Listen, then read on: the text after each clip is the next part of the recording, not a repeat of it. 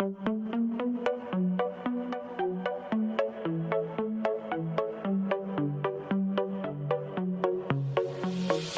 let you know before you try to go. Now this is my own show. Not a script or flip could make me stop, so just behave. I mean there's no escape. Let's hope you make that drop, because you really don't want to take me off. And oh, what fun. I will tell you what to do and you will get it done. And oh, don't run. You'll find your nightmare here has only just begun. Welcome to my horror show. Now it's starting pretty. Oh, I bet you thought you'd seen the last of me. Are you reading the walls? Did you get my clues? There's a debt to repay for now. You'll do. Welcome, ladies and gentlemen, boys and girls, to Horror for Dummies. We are the show that comes to you weekly that teaches a thing or two to the dumbest little guy about the genre we fucking goddamn love. That is horror. I'm your host, my name is Tim Davis, and with me, as per usual, the guy that once picked a flower, named him Charlie, and kept him as a pet, and then cried when he eventually died. His name is Mushroom. What's up, brother? Decaf and a Ralph. What's going on? Not much, man. That's How good, are you? man. Dude, I'm not gonna lie, I'm still recovering. Let me just give you a glimpse of my week. Yeah. Please tell me. It was literally a week ago. We recorded on a Thursday. I had to go to a work function last Thursday. You did. That's why we recorded early. We did. And I'm assuming released the episode early too. No, it was released the same time. Oh, but, sorry, my bad. Yeah. You were just waiting on it, sitting on it for a bit. Doesn't matter.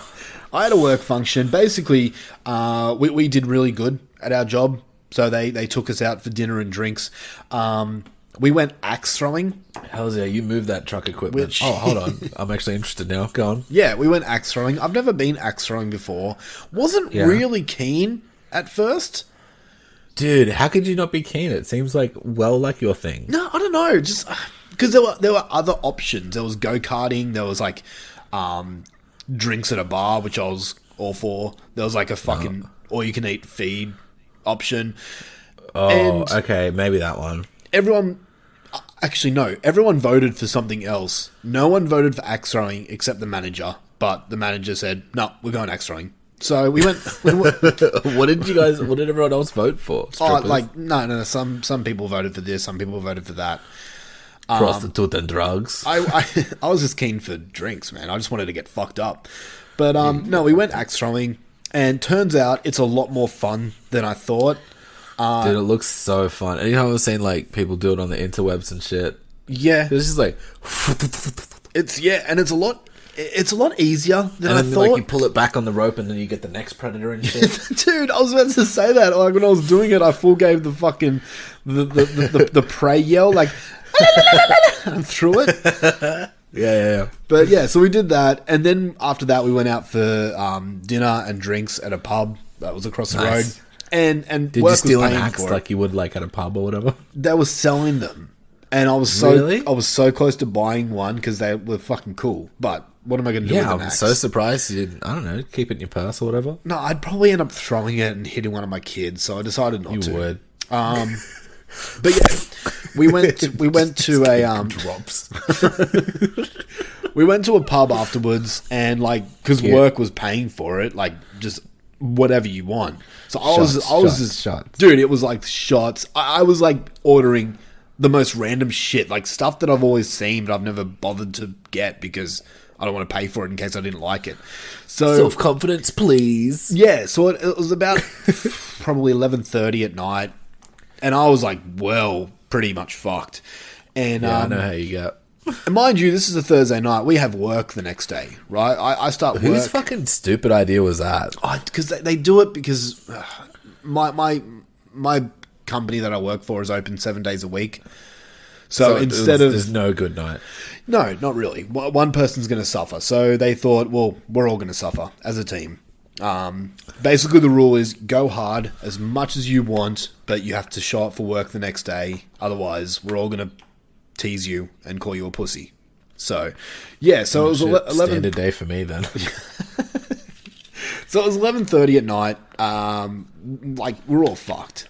And most of the people went home, and there was about 5 or 6 of us that decided to kick on.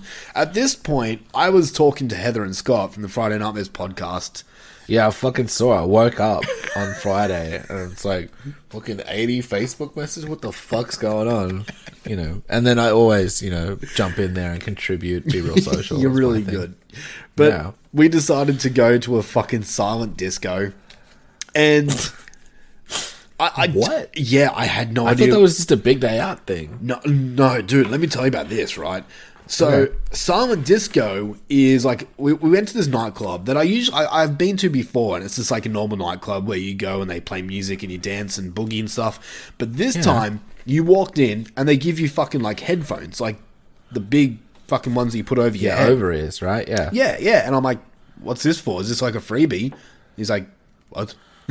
No, dickhead. He had no idea what I was talking about. I had no idea what he was giving me.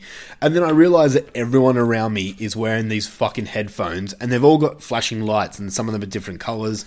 And yeah, that's how silent disco works. I'm with you so far. So yeah, I put them on, and it's like listening to music while you're there. Music, yep. There's 3 DJs playing, and you just pick what station you want to go through. So there's one station which is like new age. I'm a much bigger fan personally of one DJ but 3 MCs. But that's just me. Yes. Beastie Boys. Oh, okay. You lost me. Yeah, so one station was like new age rap, which I'm not a fan of. Like, if it was old school rap, then yes. The other station was like just generic pop, like top 40 music. Gotcha, yep. And then the last station, which is the one I stayed on the most, was like a mix of like old and new rock. So they were playing like Queen, and then they had like Blink-182 and stuff like that. So I was just rocking out to that. Like, not all the songs were great. They had Kings of Leon, whom I hate. That one song that's your favourite? Oh, I fucking hate that song. But that's the song. Yep. But we were fucked. Like, just free drinks galore. And no spears? No. Everyone keeps asking me about that. No, there was no illegal substances involved. Not that I wasn't looking. I did ask a few people, but no. Not that you weren't sniffing around as well. I tried, but no. But got home at 4 a.m. Had to start work at 7:30. Was a fun Friday the next day. Yeah, man. And then I got to work because I drive the truck. I got to work. I was still drunk. I was still drunk, and they're like, illegal, sir. Well, yeah. They are. We got to work. They're like, all right, we're getting bacon and egg rolls and coffee on the house. I'm like, it's fucking sweet, mad. Bro, and bacon, egg rolls, coffee, and a fucking bag of speed to get going. I was all right. I was more just tired, but yeah, they chucked me in the truck, and I had to go to Mittagong, which is about an hour and a half drive. And I'm like, Mittagong. I hardly know him. Shut up. But I'm just like, I'm not right to drive. This is gonna be. Did you just like spew out the fucking side? No, I didn't have to spew. That's good. I was good. It's a first for me. Dude, I smell a cruiser and I have to spew. So yeah, but you don't drink. Yeah. So where me, I drink for both of us because someone has to. Yeah. But I'll do the illicit substances for both of us.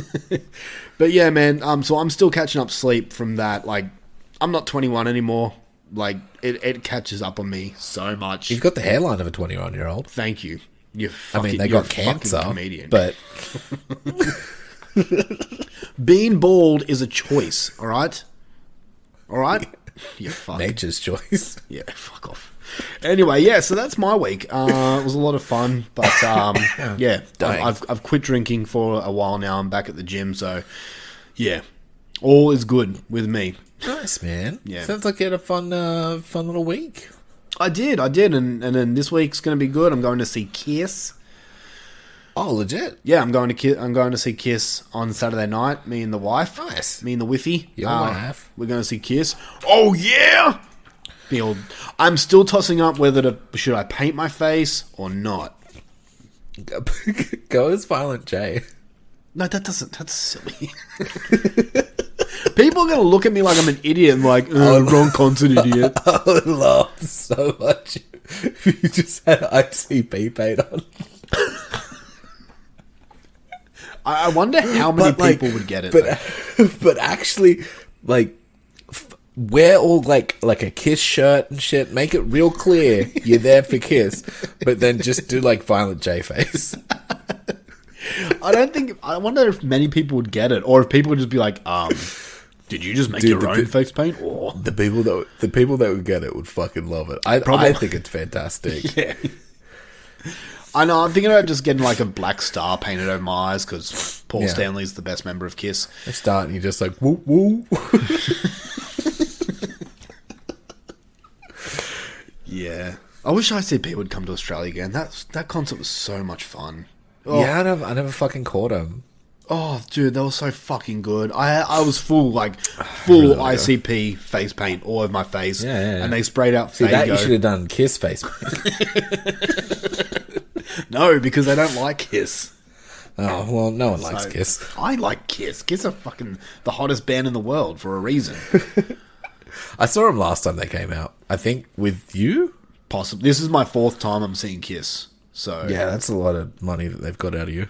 I fucking love them. Like, I'm not gonna say my favorite band, but they're up there. It was Kiss and Motley Crue, wasn't it, last time? Yeah. I cried at that concert. Sick. Oh, you big babies. It was Motley Crue's last concert, which we thought, and it was probably Kiss's last concert. Their last one, John Farnham's last one. Yeah. You know what's funny? I said this the other day. I've seen Kiss. I've seen Kiss 4 times. This will be the 4th time, right? And I think this will be farewell tours. No, this will be the 3rd time where it's a farewell tour. The only farewell tour that I actually believed was like when Dio came out with Sabbath. Okay. Because I was like, I'll catch him on the next one.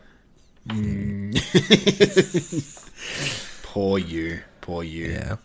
Yeah. Who would have thought Dio would die before fucking Ozzy? Right. That's... Yeah. Anyway, when that's some 2000s bullshit because we're old. Lemmy died, and he's like the first horse of the apocalypse down. So I know. Ozzy, Keith Richards. I don't know who the 4th one is. Batman. Fuck Batman. Alright, anyway, this is Horror for Dummies, the show that provides the funny while teaching the dummy, and maybe yourself, something about the films you love. This is episode 214, I think. And on this episode, we are wrapping up our Phantasm review, where we're doing Phantasm 2, Phantasm 3... Sorry, no, Phantasm 3, Phantasm 4, and Phantasm 5. Phantasm 5. Yeah, we're getting it done because we didn't want to do 3 more weeks of Phantasm. it's time. You know what? Because all the other franchises, we did it 1 episode. Yeah. You got some extended episodes, man. You did. And we'll get to our thoughts on Phantasm series in a bit. We shall. On top of that, we're going to be talking about the new Netflix vampire movie called Day Shift, starring Jamie Foxx and Snoop motherfucking D-O-double-G. Yeah, for a bit. Yeah, spoilers. Oh. Anyway. Before we get into that, just a little bit of an Dave announcement. Franco being a little bitch boy. Little bitch-ass bitch boy. All right. Stop. Leave the review for later. Before we do that, just a little bit of an announcement right now.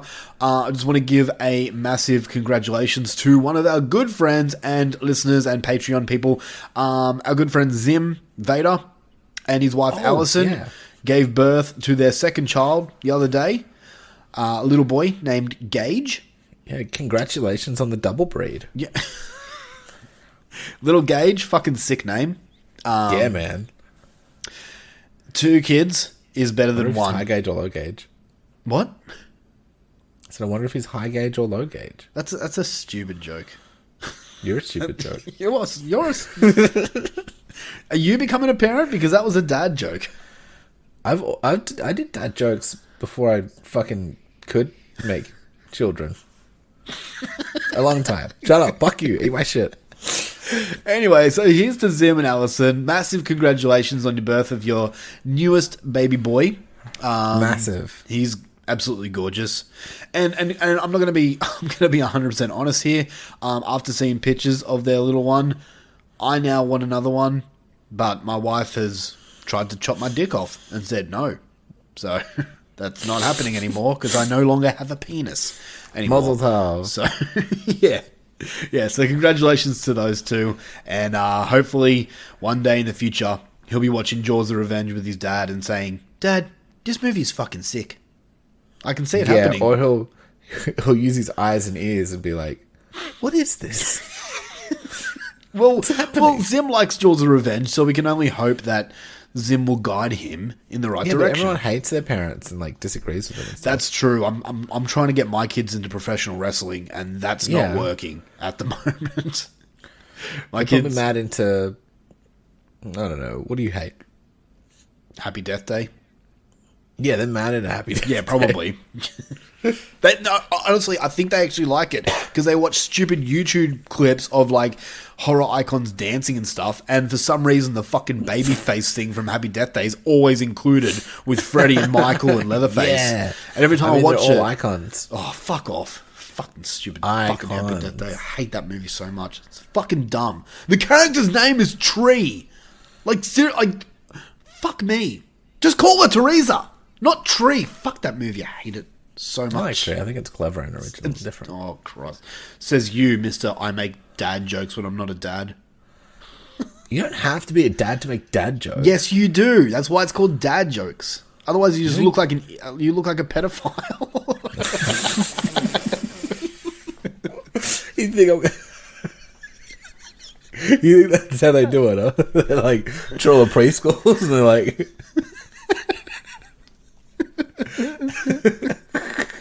pull my finger, Chip. Yeah, and then the kids pull the finger and they grab him in the van and... Yeah, just fucking get in the van. It's funny how we can laugh at this, considering Yeah. considering what happened that day. Uncle Jeffrey. Anyway, all right, enough shit. Let's start this fucking goddamn show. Are you ready to talk about a question? No, don't do it, man. I can't. I'm going to. I can't do it right now. I can't handle a question of the week. Boom. Question of the week. Thank you, Mushroom, for that lovely segue. We are in question of the week territory right now. And the question of last week is a would you rather type question. Yes. And the question, would you rather, is either open Pinhead's box, the laminate configuration, or play one of Jigsaw's games. That was the original question, but being our lovely listeners, they decided to add another option. So now we've got three. So it's either open Pinhead's box, play one of Jigsaw's games, or get a stunner from Stone Cold Steve Austin. So let's go to the comments first. Trucker Trent says, it seems like most people can open the box at least once and live. Ooh. Scotty Sexman Crawford says, Oh shit. I'm going for opening the laminate configuration. I guess I'm a bit of a masochist. Plus, I don't want to play stupid Jigsaw games. Jigsaw, when I walked by you and sneezed, you didn't say bless you, so now you must cut out your own tongue. Fuck out of here with that shit. Abraham Rand said Stone Cold could use a stunner on Pinhead and Jigsaw, and he'd take them both down. I mean, I think it would kind of hurt Austin's arm stunnering Pinhead with his shoulder. I feel like Pinhead would be a safe worker. And Zim Vader Oh, no. says Jigsaw, because if you succeed, he gives you a job. Yeah, true. It's hard to get work in this economy, man. All right, so which one won? Coming in third, we have Pinhead's box with 3. Okay. Not that box. Nice. Coming in second, we have, with 6 votes, play one of Jigsaw's games. And coming in first, what people would most rather do, and I mean, yeah, so would I, because you don't die in this, with astonishing 14 votes, Bro, your neck gets broken. Broken. Depends. We're talking about Stone Cold, not fucking Owen Hart. Speaking of broken. 14 votes go both to ways. get a stunner from Stone Cold. So Yeah, that's what I voted here for. here we go with the Stone Cold winning the fucking votes again. It started. Yeah, it didn't take that long. We're 1 week without it. All right. This time, question for Glass break noise. Question. Do-do-do-do-do. Question for this week. I know a fucking Stone Cold option's going to be added, so just have at it. Yeah, get ahead of it. Pat Yee. Why don't you add the Stone Cold option? No, because it's funnier when Pat does it. So Fine. We'll leave it for him to do. No, he's not going to do it. Well, I'm kind of really interested in this question I'm going to ask. I want to see what people would do. Up at the rock bottom or some shit. Just fuck with you. All right, so Luffy, what's the worst place to be stranded? So Stranded. option A, buried On underground. my own. Far from home. Yes, I'm on my own. You good? Yeah. You good? It's a good song. All right, what's the worst place to be stranded? You've got buried underground, like in the movie Buried. Okay. I mean, that's pretty fucking stranded. Yep. Left in open water, like the movie Open Water. Too wet. Stuck in a cave from the movie The Descent. Oh, I didn't like... I thought the movie was fucking terrifying before the second half of the movie happened. So, yeah, not Descent. Or, option 4, a Yeah. ski lift in the middle of winter, like in the movie Frozen. Ski lift in the middle of winter. Yeah. I don't super know how to ski. Well, you're not skiing, you're I stuck. don't like heights. You're stuck on a ski lift. Overnight, in the middle of winter. Either way, like...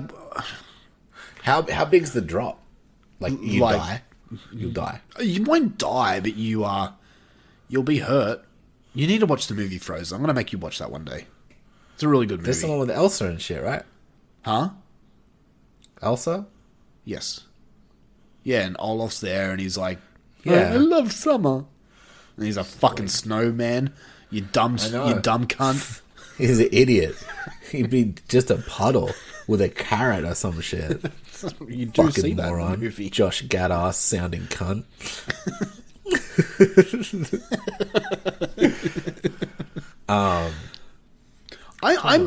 This one's hard. Open water, being stuck in open this one water sucks. is probably the scariest for me.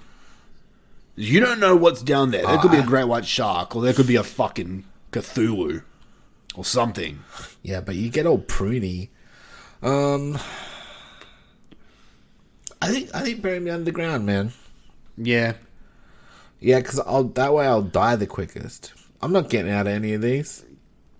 No, probably not. I think open water, just because it's the scariest, because you don't know what's down there. You don't know what's around you. Yeah. Oh, what would be the worst? Yes, that's the question. Was that the question? Yeah. Look, I forgot the Jesus. premise. Fucking All right, look, I'm not captain. Pay attention to the words you fucking say. All right, worst. I thought it was best. Doesn't matter. Worst. Yes, the worst. A ski lift for sure. Ski lift. Really? Fuck that shit. It's too high. It's cold. Imagine how little your wee wee get. Yeah, but I mean, at least you know what's around you. You're not waiting for... You're not expecting Yeah, something the to long fucking drop grab and the you. fucking sudden stop cunt. No, thank you.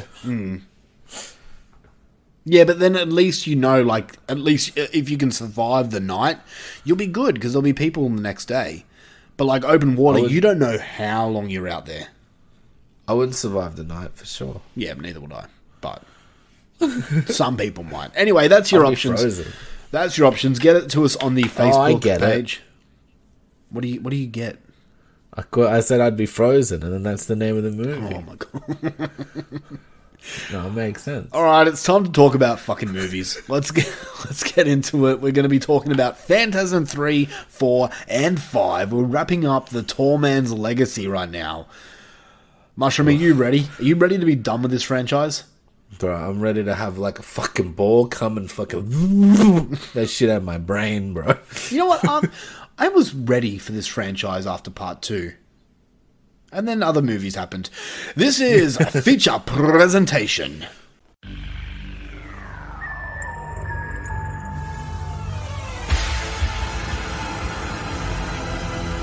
And now for our feature presentation. Phantasm. The delusion of a disordered mind. A phantom. A spirit. A ghost.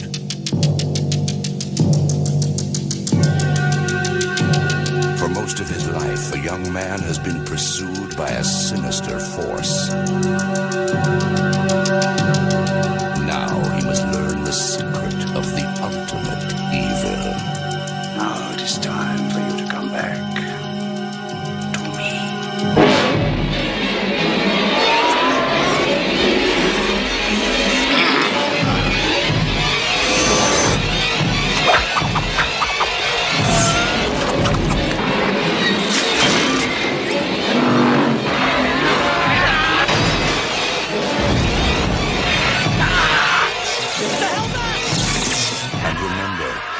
This one doesn't scare you. You're already dead. Phantasm 3. Coming soon. It's feature presentation time, and we are continuing and wrapping up our Phantasm review. We're going to start with Phantasm 3 and tell you all about it, and then we're just going to go down the list until we wrap this shit up. So, we run out of phantasms. Phantasm 3, Lord of the Dead. The story of this is Mike and Reggie continue to hunt the mysterious tall man, discovering along the way that the invasion has already begun. And this one stars the usual people, Reggie Bannister as Reggie. It has returning Michael Baldwin coming back as Mike. Does. We then got Bill Thornberry coming back as Jody. What? He died? Okay. Yeah. Gloria Lynn Henry as Rocky. And Kevin Connors as Tim. But the funny thing is, on IMDb, the picture for him is just another picture of Rocky. So, yeah. And then, of course, we got Angus. They look the same. We got Angus Scrimm as the tall man again. And this is once again directed by Don Coscarelli, who directs pretty much all of them, except the last one. And we will talk about that one. Alright, so Phantasm 3. Phantasm 3. 3, we're at 3. Yes, that's right. So, okay. What did you think about this one? Well, I'm trying to think what special things happened in this one that was slightly interesting. Was this the one where we find out there's brains in them? No, that's the 4th. Fuck. You're skipping ahead. So basically in this one, we like, Reggie and Mike get separated, right? Mike's on his own little fucking quest, and Reggie bumps into... Yeah, okay. The little boy. Yep. Whose name... Yep. Whose name is lost to me right now. I can't think of the little boy's name. Tim? No. Rufus? No, Henry? I think his name was Mushroom. It's Tim. Okay. Yeah, and then it's just... Okay, so this one...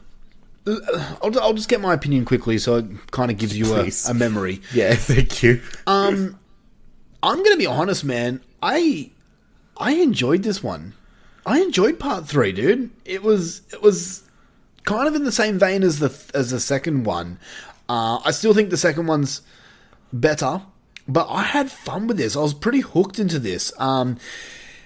This one is much more comedic, and with the character of Tim, the little kid, it comes off a little like the Goonies or the Monster Squad. And not that I'm complaining or anything, but it didn't have that serious horror film that the first one had, and the second one had glimpses of. But overall, I had a good time with this. In saying that, I do have some nitpicks with this one. Let me go through those. Yeah, please. Number 1, beside the main theme that we hear at the end, the score in this was the worst out of the 3. Especially the end, it was kind of distracting. Yeah. Number 2, Reggie. The character of Reggie. We've established him in the first 2 movies as kind of a ladies' man. In this one, he comes off more like a sleaze. And then... Yeah, he's a creeper. Yeah, and then a bit like a dick. And you could tell that they were trying to make Reggie like Ash. But Yeah, it won't work. for sure. And I like Reggie. I like the character of Reggie, but they were trying really hard to make their own version of Ash in this. Yeah. And it won't work because Reggie is not Ash. He's like trying to do the voice more. Yeah. The lack of horror in this one compared to the previous films, this one was a little drawn out and had fewer horror elements. I'm mainly speaking about the practical effects side of things. Compared to the first, the previous one, part 2, there was no real creative kills, no spine worms, anything like that. So that was a little disappointment. The ending of this one, it kind of ends much like the previous 2 did, where they kill the tall man, and the tall man comes back, and it's not over, boy. Yeah. But I will say this: after this one finished, I was like, "Oh, I'm pretty hooked into this series now." I got to admit, I'm super keen for part 4. I was like, at the end, I was like, oh, it feels like I'm watching like a long-ass TV series where I'm like, okay, I'm invested now and I need to know what's going to happen. Legit spoilers, Game of Thrones vibes for sure. But my biggest nitpick in this is the acting by Michael Baldwin. He returns as the character of Mike in this one, and quite honestly, I kind of wish he didn't. He is barely in this film, and I was okay with that. But I much prefer the actor from part 2 who didn't return. Michael Baldwin, quite honestly, for the rest of the series, did not do anything for me. I will agree with that. Yeah. But overall, man, I thought this was fun. I enjoyed it. Like, this is like the 3rd one, and so far, like, going back on my notes, Phantasm 2 was an 8 out of 10 for me. The original Phantasm was a 7.5 for me.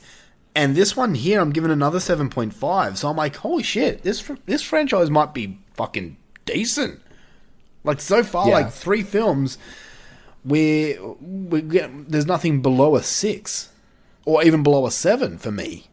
So once 3 ended, I'm like, all right, franchise. All right, Phantasm.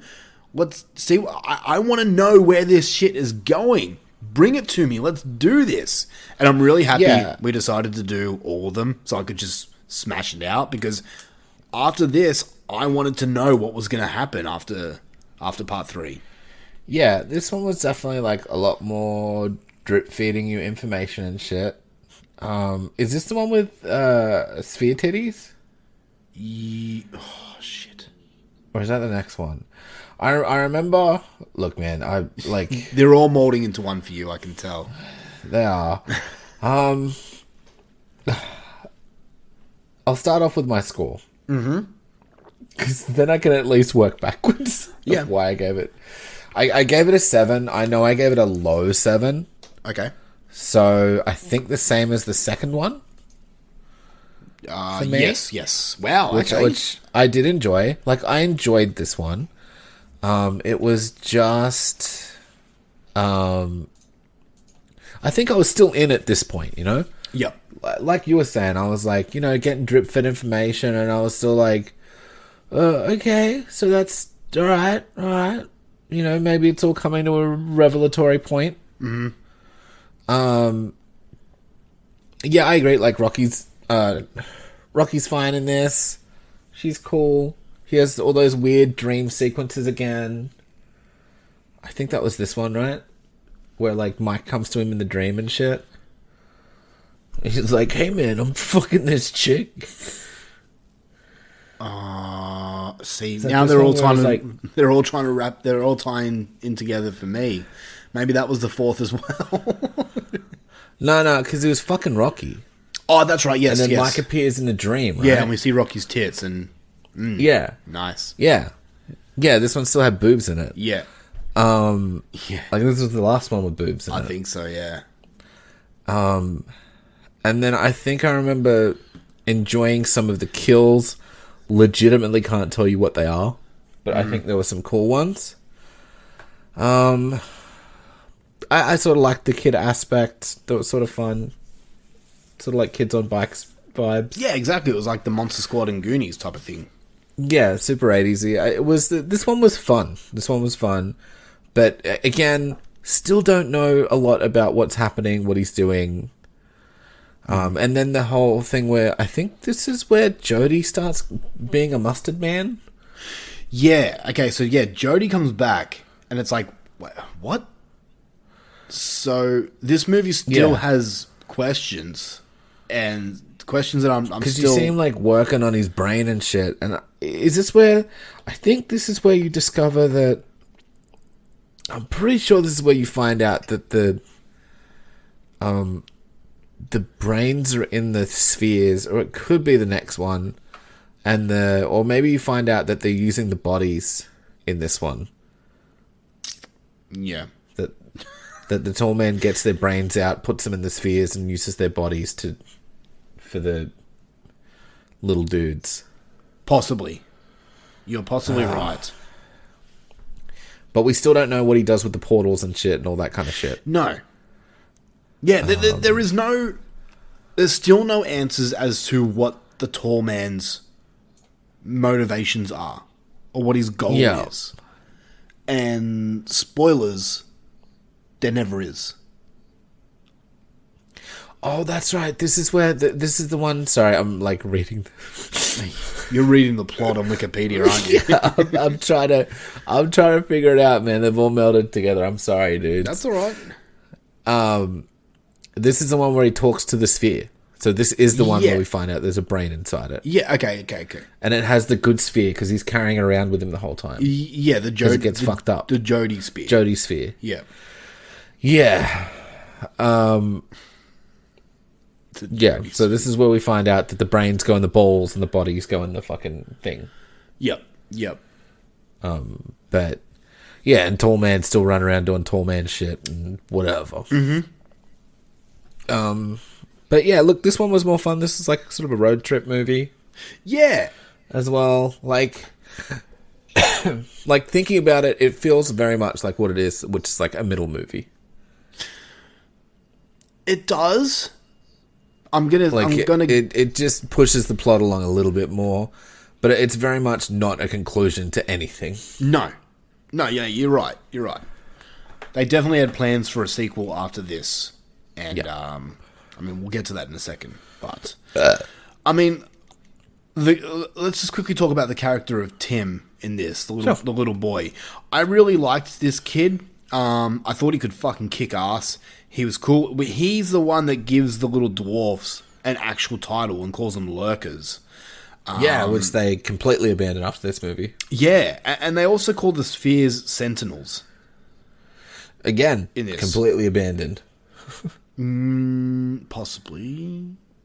I can't remember them being referred to that as anything. Yeah, okay. As that again, because I remember the lurkers, because I was like, oh, that's a cool name. And then no one calls them that again, and they call them midgets and shit. And I'm like, that's right. All right, I guess so. Is that the title that they like? I guess. Is it dwarfs or midgets that they like? Oh, like in real life? Yeah. I think it's not midgets. So dwarfs? Maybe little people. Little people? Yeah. Little peeps. Little peeps. All right, we'll go with that. If I ever see one, I'll be like, hey, what's up, my little peep? You look down. See what he says. I saw one the other day, and he was actually cool as shit. Yeah? Yeah. He was sunglasses and shit? No, like he was like, he was working. Riding the tiny motorbike. This is going to be controversial, but he was working at a grocery store, and me and my wife stopped in there to get some groceries, and my wife wanted a pack of cigarettes, and of course she wanted the cigarettes from the top shelf, And he tried to reach it, and he did a little jump to get it, and he couldn't get it, and he had to go pull his little stepladder out to reach it. Just get the lowest cigarettes. And my wife was like, "Oh, I feel so bad." Oh, that's what you wanted. Yeah, but no, he was cool as shit. Like, yeah, he was a cool guy. He had tattoos. That's nice. So, Oh, nice. yeah. So it is proven that they can get tattoos. So, Was that in contention? I don't know. They're different. I mean, they can't get as many tattoos. I mean, there was a little part of me that wanted to say... A little part of him, too. I wanted to say, where's the rest of ya? Fuck. Alright, let's get off this before we get in I've trouble. always wanted to have Probably a friend, little person. I'm so glad. I thought you were going to say, like, pet or A something. pet? That's mean. You can't have a pet midget. Not these days. No, how fucking cool would it be to have a friend midget? Yeah, Think I mean, of all the doesn't things matter you- how tall they are. Think of all the things you could do. You could make him dress up as a leprechaun. I think if you had, like, one that was, like, down with fucking doing that kind of shit. Yeah, no, you don't want one that gets all offended and upset. Like, just embrace it. Like, fucking be like the wee man of Yeah, that's fair. of our friends, you know? Anyway, midgets are fucking rad. I dig them. How many listeners have we lost now? Anyway, so lurkers. One or two. I don't know. Who knows? Yeah, so lurkers. So you're saying we shouldn't call them? them lurkers if we see one out in public? No, or Jawas.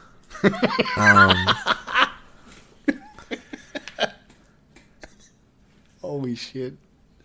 Oh, yeah, and the random looting people that were in this just to get killed. Yeah, right. Yeah, the zombies, if you want to call them that. Yeah, this one had heavy Evil Dead vibes. Like, Yeah. with the whole it Deadite felt things. like, yeah, a lot more practical effects and shit like that. Yeah. No. I think this had, like, a higher body count, it felt like, too. I think I remember it, like, there was just lots of shit that happened that was cool. Probably.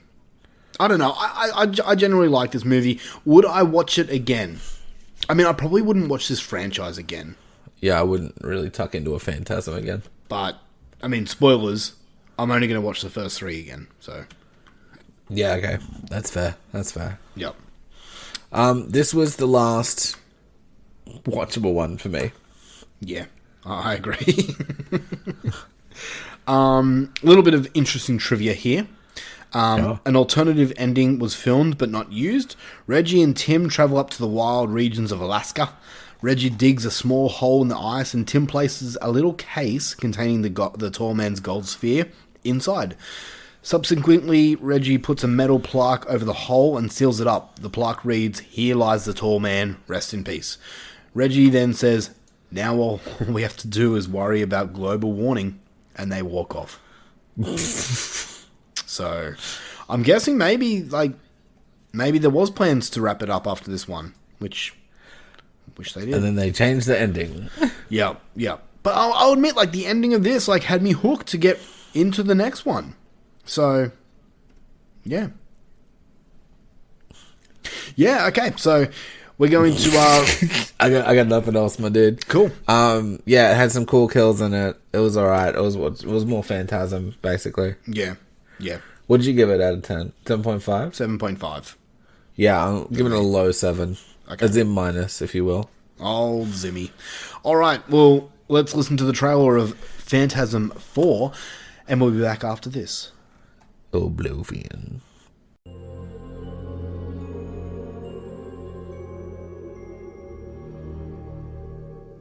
Phantasm. The delusion of a disordered mind. A phantom. A spirit. A terrifying motion picture experience. For 20 years, the secret of the spheres has remained a mystery. Now, 2 innocent people are about to confront the ultimate evil. The final game. I'll begin.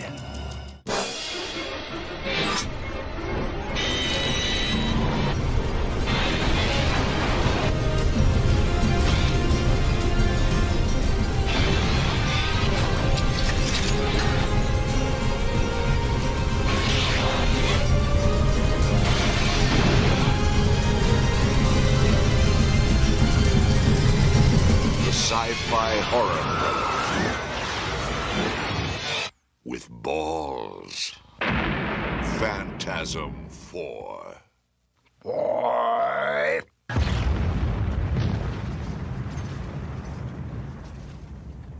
Coming soon. Phantasm 4 Oblivion. This one is entitled. The story of this is Mike travels through time and dimensions to find the tall man's origins. Once again, we have A. Michael Baldwin returning as the character of Mike. We have Reggie Bannister as Reggie. We have returning Bill Thornberry as Jodie. And then we have Heidi Marnhaunt as Jennifer. And, of course, Angus Scrimm as the tall man. This is, again, directed by Don Coscarelli. Part 4. So, as you just heard, I was so ready for this movie. I watched it basically straight after the third one. I was like, let's go. Yeah. Let's do it. Let's get hooked in. Give me answers. Let me understand this fucking franchise. And it starts off pretty decent, I gotta admit. Like, we get this mutant cop thing that wants to fight with Reggie. Cool. Yeah, that was cool. Fun. And I'm like, alright, here we go. This is gonna be a good movie. I'm keen. I'll be honest, man. I watched this like 2, maybe 3 days ago, and I remember nothing of this film. This is the one where he like wanders around the fucking desert for ages. Yeah, like Mike does. This one and the next one were an absolute slog for me to get through. I was falling asleep left, right, and center. I found these 2 movies boring as shit. I found this one at least watchable, somewhat watchable compared to the next one. But like, it just. Oh no, this was the one with the fucking titty balls. Yeah, because it has Jennifer in it. Yeah, my bad. I found this movie boring. Straight up just boring all around. I could not get into this movie at all. And this is the one for me that I saw as a stepping stone just to get to the next final chapter. And it really did nothing. It didn't answer anything. His name is Jebediah Morningside. Like, I appreciate the attempt at explaining the origins of the tall man, but it just... I still didn't get it. Yeah, it confused me more. I walked out of this movie going, I'm more confused than what I was. I wanted answers, and I came out more confused as to where this story is. The whole dimensions shit. What is happening? The last one at least was like... The first one feeds you little nuggets, the second one feeds you little nuggets, and the third one feeds you little nuggets. Yep. Whereas this one confused me more and didn't... Like, it felt like it was trying to explain it, but it was being too surreal. Yeah. And shit, and I was like, well, I fucking just surreally don't get it. Like, I could not understand what was happening. And then he was like... I don't know. I'm reading the synopsis and the plot now, and I don't remember any of this stuff. Dude. I remember titty balls. That's it. And the zombie cop. After I finished this whole franchise review, this whole franchise, part 4 and 5, I went online, searched YouTube, searched Google, just for an explanation about everything. And I watched so many YouTube videos about Phantasm and everything like that. I got nothing. I cannot find an answer that hits me, that makes me understand this fucking franchise. Yeah, fair enough. If they left it at part 3, I would have been like, okay, I'm a little disappointed as I don't know what's the go.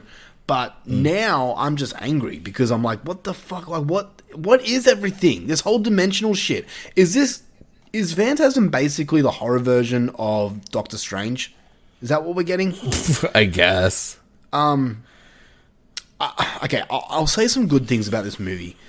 I do like how they incorporated deleted scenes from the first movie into this, and how they edited it around. Oh, that's right. Yeah, they did. Yeah. And I was like, did this happen? I'm like, what the fuck? Well, apparently, when they filmed the first movie, they had a runtime of 3 hours, and clearly they couldn't do a 3-hour movie for the first one, especially an independent one.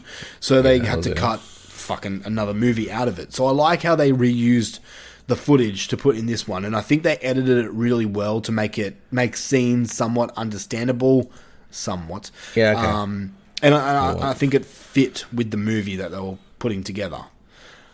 Okay. But, like, Big butt. I think I understand Jodie's character a little bit more. He ended up being just a tall man minion in the end. Yeah, sort of. But then, like, the whole thing with Jodie... sorry, not Jodie. Mike.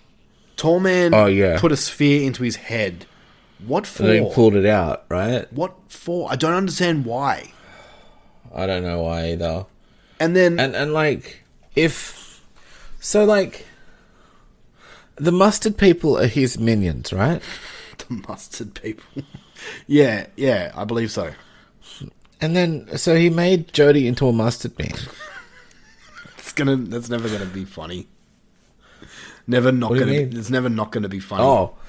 I was like, I'm not trying to make it funny. This is how I think of them. The mustard man. Yeah, because they're all full of mustard. Yeah. Oh, except this chick. Oh no, was it the next chick in the next movie? I can't remember.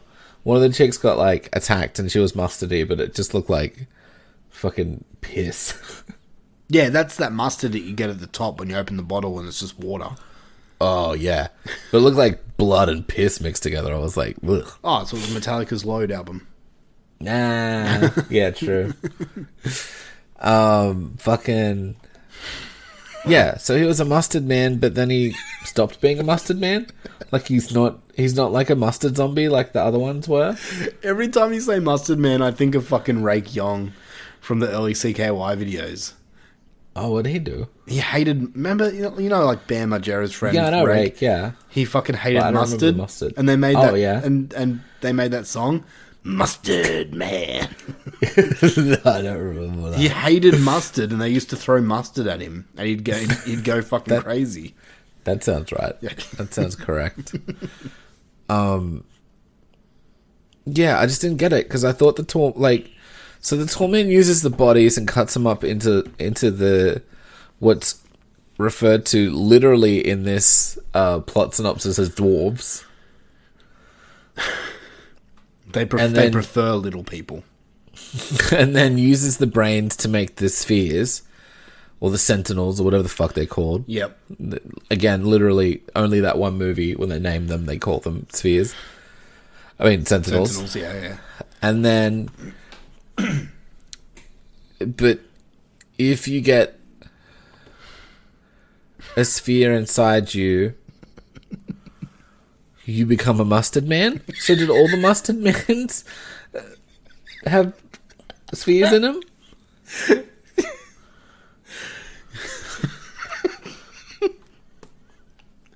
I don't know. And then also, why did sphere titties have two spheres in them? Because aren't the spheres meant to be they like... just live in them? Aren't they meant to be in like your brain? Are we saying that women's brains are in their boobs? Yeah. Bitches always thinking with their titties. You know, girls. Get your head out your titties. We have Fucking alienated concentrate. all of our listeners, pretty much. Yeah, fuck everybody. Unless you're a fucking white male, you are offended. I'll work my way around. You can't suck too. Yeah, man. I don't understand. These movies just confuse me, dude. Yeah. Because, like, if they got inner, how? Well, Like, was she sleeping on him? They come up through the bed, and then when do they ever, like, go for anything else but the brain? I guess when they're conveniently going for hands if they're going for Reggie. Yeah. Yeah, right? Why do they always go Where for they're Reggie's like- hand? Nah, don't worry about the brain on this one. We'll get his hand Well, yeah, because he's thinking with his... with his dick hole. Yeah. Yeah. And now he has a hole to put his dick in. I don't know, man. Like, This is the whole thing about, like, Mike making the car bomb at the end yeah. was like... We established at the first movie that Mike's good with, like, mechanics and motors and stuff like that. So that's believable and all that stuff, but I think that car grenade thing sent the tall man into another dimension. Yeah. But then I don't fucking know, man. I don't know. This fucking franchise is just confusing as shit to me. And it makes me feel dumb blows him up. talking about it. Tall man immediately comes through the gate, revealing the tall man is one of but many. Oh, this is where there's many Tallmans. Yeah, we find out that there's multiple Tallmans. Yep. So, like, if there is multiple Tallmans, why do we get, like, the backstory of this one Jebediah dude who's apparently the OG Tallman? But there's many of them. Does that mean there's They cloned him. infinite Jebediah Morningside? It was a clone. I guess. I think when Jebediah Morningside went into the dimension, it turned him into the tall man. I don't know how, but it did. And then cloned him? Yep. He's like that sheep, Dolly the sheep. Yeah. Legit. Yep. He's like Dolly the sheep. Yeah. That's what I think of when I think of the Tallman. Well, no, I'm saying that sheep, the fucking sheep that got cloned. Yeah, but that's like one. That's not like infinite clones, and then also now you're superhuman and full of mustards. Yeah. Because the Tallman's a mustard man too, right? Maybe, yeah. Maybe that's why the tall man was making more, because he just liked mustard. Yeah, he's got all these hot dogs and nothing to put his mustards on. Just needs more hot dogs, bro. Fucking hell. This review's turning the shit. Yeah, I can't really say much more about part 4. This movie just put me to sleep. I did not like it at all. I was bored. I appreciate, like, some scenes in it. It starts off good with the fucking demented RoboCop at the start. Sphere titties. Yep, spear titties were cool. But beyond that, I don't remember much. And I remember, like, trying to keep myself awake to watch this. And quite honestly, just I like- should have watched it again, but I really didn't want to. Dude, this is when I was like, fucking, it was hard to get off my phone. It was. Yeah. Like, I was like, what do we, I'd rewind little bits, and I'm like, oh, well, that wasn't worth rewinding, and then I just stopped doing it. Yeah. Yeah. Because it'd be like, blah, blah, blah, blah, blah, blah, blah, and I'm like, I don't know, man. Everything sounds like just like the parents when, like, in what's it called, Muppet Babies and shit. In Peanuts. Yeah, in Peanuts and shit too. Yeah, where it's like, tall man, dimension. I'm Reggie. I get rejected. He's real good at it. Yeah, and it just... this is another movie... Yeah, it's... Come on. Nothing's like... Now I understand how creepy and weird it is to beg. This is the one where he's like, I'm going to be badass again. I'll put my ice cream outfit back on. Yeah, isn't it? why did he... He's like, you all remember this from the first one? Ice cream man. Yeah, I'm the ice cream man, motherfucker. Yeah, I was like, why are you doing this? No, I You'll be fine. Alright. I don't know. Anyway, I give this movie a 4 out of 10. I gave it a 6. I thought it was still Holy like, okay. shit. Wow. Yeah. Look, talking about it, I think I'm actually going to drop it to a 5. You do that after I fucking write it, you motherfucker. That's alright. I'll keep it as a low 6. A low 6. I just changed You want a it to 5? What? Oh, 5. What do you want? 5 or a 6? I want a 5. Okay. It wasn't great. It's a 5. There we go. All right. It wasn't great. Let's get into Phantasm Ravager with our next review. Here's the trailer. I'm dropping this down too. There are some schools of thought that suggest the possibility that one could be in two places at once.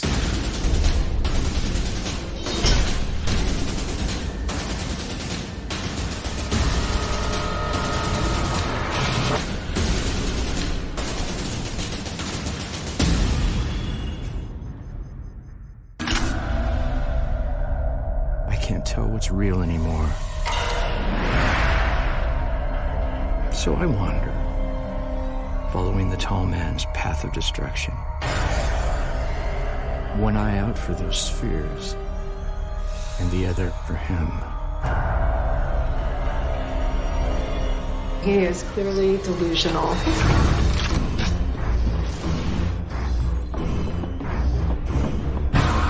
You're not even real. You're my bad dream.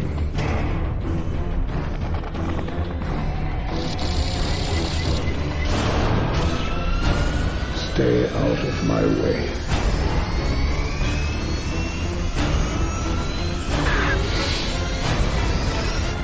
Oh, it really is an amazing story. Epic, actually.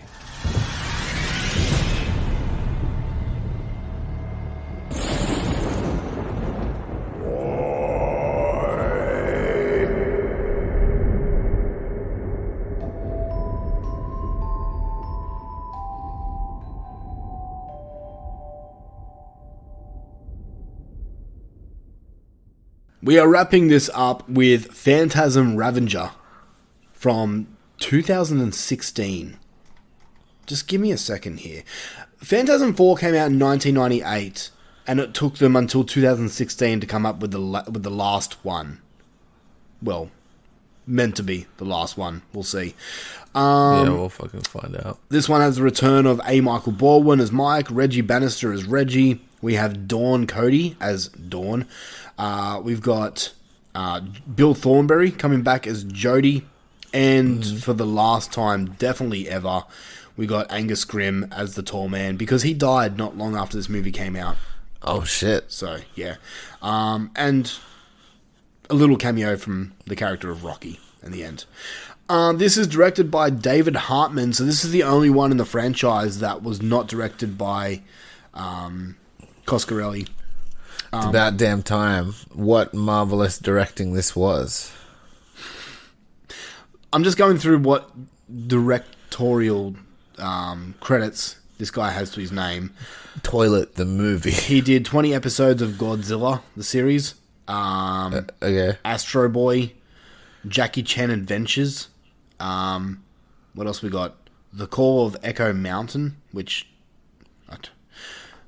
Oh, he did the Rob Zombie American Witch video clip, so that was cool. Okay. My Friends Tigger and Pooh, The 100 Acre Wood Haunt, he did that. Nice. My Friends Tigger and Pooh TV series.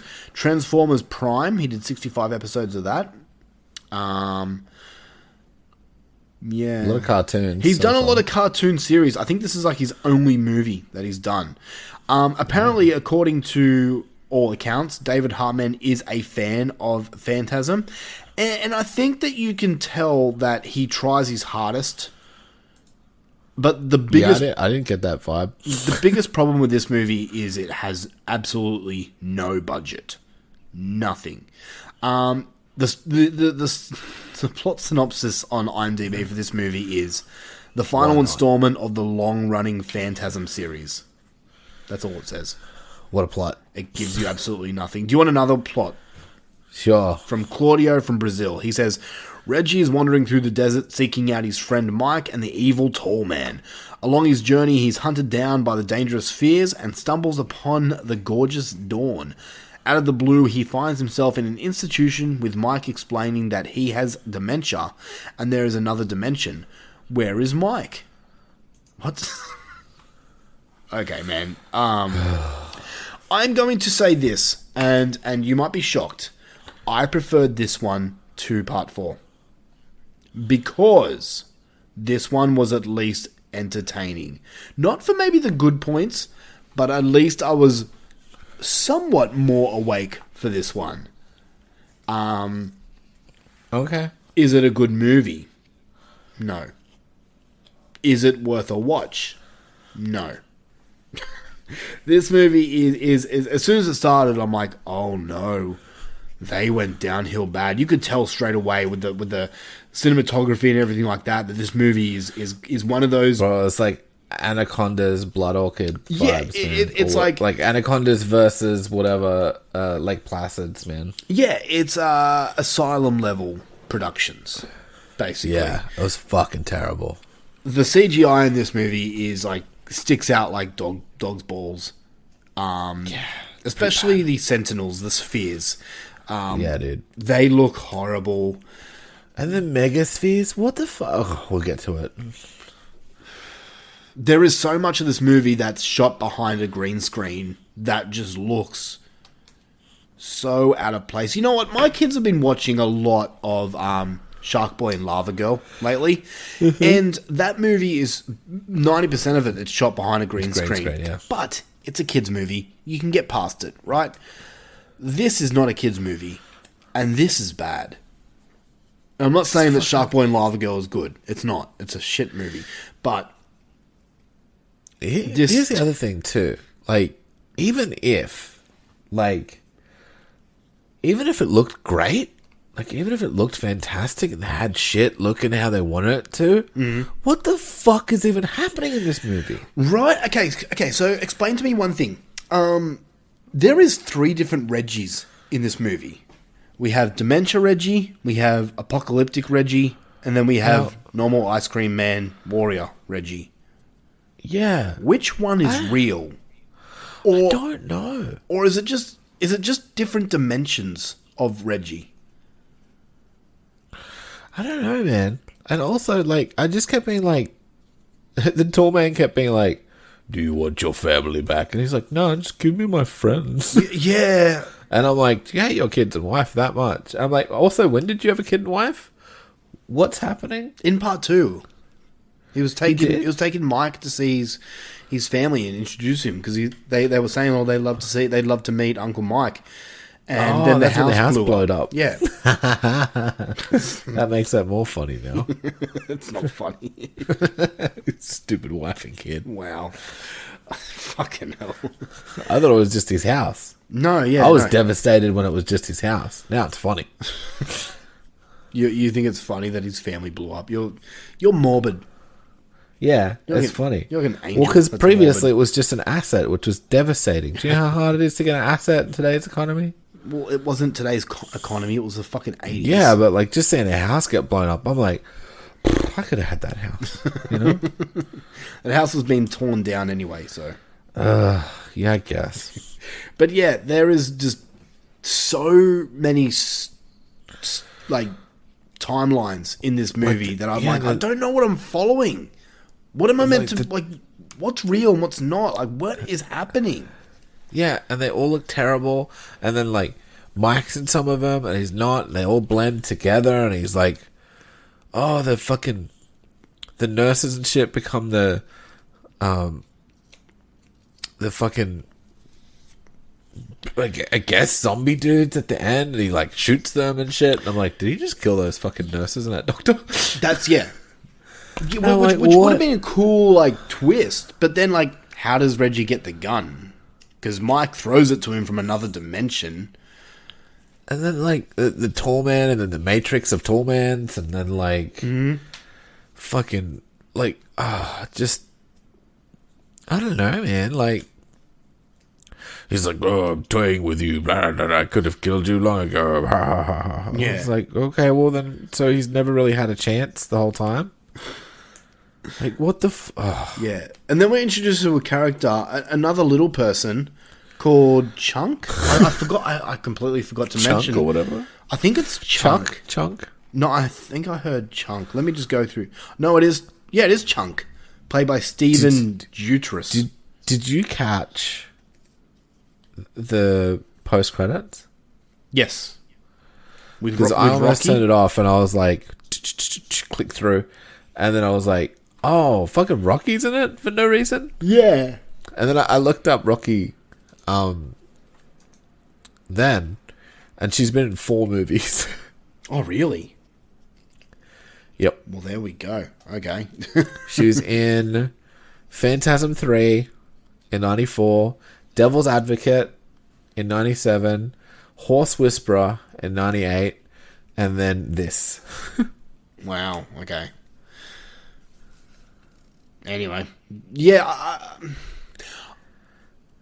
That whole post-credit scene makes me think, Is there going to be another one coming out? But how do they do that without Angus Scrimm as the tall man? I don't know, maybe they make him fantastic CGI. No. Get some of that Disney Star Wars money. That's horrible. You know what's funny about this movie is okay. Let me go back. No, this part I did generally laugh at a few scenes that you weren't probably meant to laugh at. But yeah, okay. There was the part where Reggie picks up this girl called Dawn, right? And he takes her. That's her fucking song. He takes her back to her house and then like tries to fuck her, but gets shot down again. As usual. Like standard Reggie stuff. Are you trying to make him to the ash? But whatever. And then he just like brushes off going, no, I'm going to write you a song. So she lets him stay in her house, right? While she goes to bed. And then he's downstairs like writing her a song. No, like playing guitar and singing like full volume while she's trying to sleep. Like, he's a horrible house guest. Yeah, what a jerk. And then it works. Yeah, right? Yeah. It works, and she's like, oh, well, now that the music has stopped. Maybe she was just like, oh my god, I'll fuck him if he just stops. Yeah, and she's like, goes down all like horny and shit. She's like, oh, he's asleep. I'll put a blanket on him. That's like, bitch, he's just been keeping you awake for like the last hour while he fucking thumbs out this fucking all-time classic. Did you realize that was the song from the first one? No, I didn't. Yeah, it was the same riff. That's funny. So he didn't even write her a song? No, I mean, he tried to write different lyrics, but yeah. Couldn't think of a fucking name. A bit of trivia here. Several ideas seen in this film were recycled from a previous unproduced script for a fifth Phantasm. These included the tall man unleashing a disease on the population and the main characters travelling to the tall man's homeworld. I mean, but isn't his homeworld Earth? No. He's from another dimension. And what I believe, and I'm probably wrong, but I believe that he's come to Earth to just basically wipe out everyone, right? That was maybe his whole plan in some weird way. What I think would have been cool is if Reggie and Mike went to his home planet and killed the real one and not clones, and then that ended all the torments. I mean, that could have been cool, but, like, I don't know, man. And then they had giant spheres. I'm like, is that just chock full of brains? Either that or it's just one big brain. Yeah, like, oh, man. This movie was just... I couldn't keep up, man. I was trying so hard. Dude, I was like... So was I. Maybe... Because people like this franchise. I think people like 1, 2, and 3, like we did. And then 4 and 5 happen, and it's just like... Yeah, all right. But this doesn't answer anything, really. No, it just made me more confused. I'm like, is it all in Reggie's head? Can it please be? Like, I'll be mad because it's such a lazy cop-out ending. Yeah. But at least it's like, oh, well, that's why nothing added up. Yeah. And that's why nothing makes sense, because Reggie was just making it up on the fly because he's fucking cuckoo banana pants. Yeah. And he's like, I'm the ice cream man. Running around with a shotgun. That honestly, They blowed up my family. I thought it was going to go in that direction. As soon as we see Mike and this man's just all full of mustards.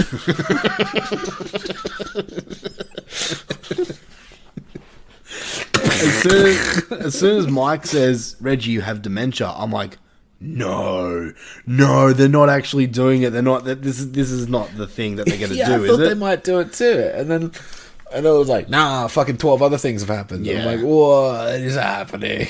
And now, then it just ends. I wish that was the answer. Do you think that we'll get another movie?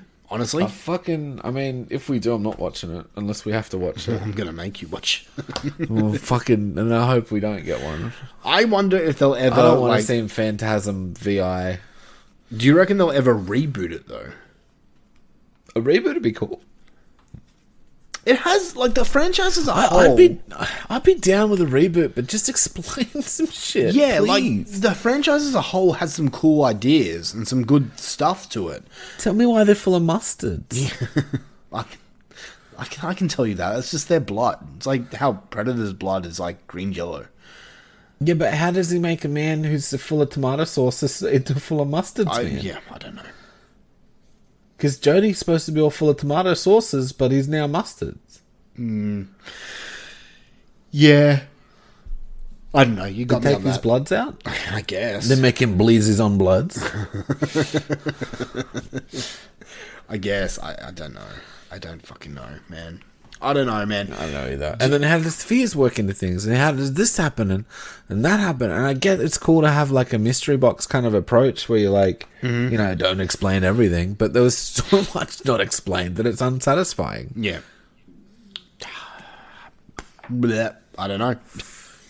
I don't know, man. This whole franchise as a whole is just like really disappointing to me because I by the third one I was like, yes, this is cool. I'm into this now. I finally see why people enjoy this franchise. But I was happily anticipating some revelations, and it's like, oh man, it's all gonna come around, and I'm gonna like go back and be like, watch the first one again. I really wanted to do like a rewatch and be like, oh, okay, so that's that, and he's doing this thing, and oh, I get it now. He's putting them into barrels because the barrels mean this, you know, and he needs all the barrels for this thing. And then, Reggie can open the portals because he's actually the Torment baby or some shit, like anything. yeah. But no, I just don't want to watch him again now. Like it's like that.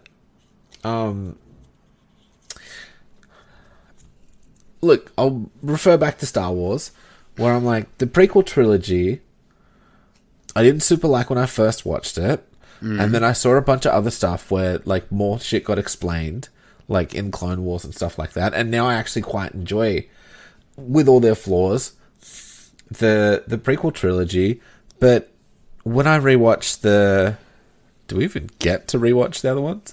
Anyway, I have no desire to watch the latest one because the third one fucked it up. Yeah. Because when they did explain everything, it was just garbage. And it was like so unsatisfying and so stupid, and it felt so rushed. But this is even like worse than that because they didn't even try and explain anything. They introduced like 12 new things and it was just a mess. And I just didn't know what was happening. Yeah, I don't know. I don't know. But yeah, like, if they make a sixth one and maybe they reboot it, maybe it's like, oh, this is what he's actually doing, and, like, maybe he is trying to take over and give everyone a disease, and just have reasons for things. Yeah, but why? It felt like shit was just happening. Yeah, exactly. And for no real reason in the end. Like, I felt like at the end of this, I was like, I feel like I wasted my time with this. Yeah, me too, man. So, let's get into scores of this and wrap this goddamn franchise up. Sure. So, what do you give Phantasm 5 Ravager? 3. Wow, a 3. All right. I was at a 4, and then I'm like, the more I like think about it, I don't like it. I don't like it. All right. I'm coming in with a 4.5 out of 10 of this one. Okay. I liked it just a little bit more than part 4, but still, it's not a movie I'll ever rewatch again. So, it made the rest of the movies worse for me. yeah, I can see that. Like rewatching them, I'll be like, well, that never gets answered. In That saying never that, gets answered. in saying that, can you rank these from least favorite to favorite? Yeah. 2. Oh, sorry. From least. This one's last. Yeah. So 5, 4, 1, 3, 2. Interesting. Okay, I'm going to go...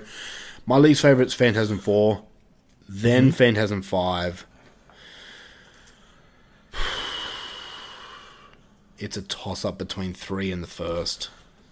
I'd probably... Rewatchability, I'm probably with you. I'm going to go the first one, then number 3, and then Phantasm 2 is my favourite. Yep. So, there. Yeah. Yeah, so... What do you give the franchise overall? Oh, I'm fuck. sitting at, like, I reckon a 5. Overall for me. Maybe a 5.5. Yeah, I think you're right. I'm going to go up to a 6. Okay. Because the first 3 films were, in my opinion, solid. Okay. And I did like the first 3 films. It's not a franchise I'll return to, though. It's not like a Friday the 13th where I can put it on and just enjoy. Same. It's not even like I'll watch all of the Leprechaun movies bar the WWE one. Yeah, okay, that's not really canon, but I get you. But yeah. But at least you can understand somewhat those movies. Yeah, like they change stuff and whatever, but they're at least fun and they're not trying to be too deep. Whereas like I feel like this was like setting up a lot of mysteries and introducing a lot of cool shit and just not explaining it. Yeah, agreed. Agreed. So there we go.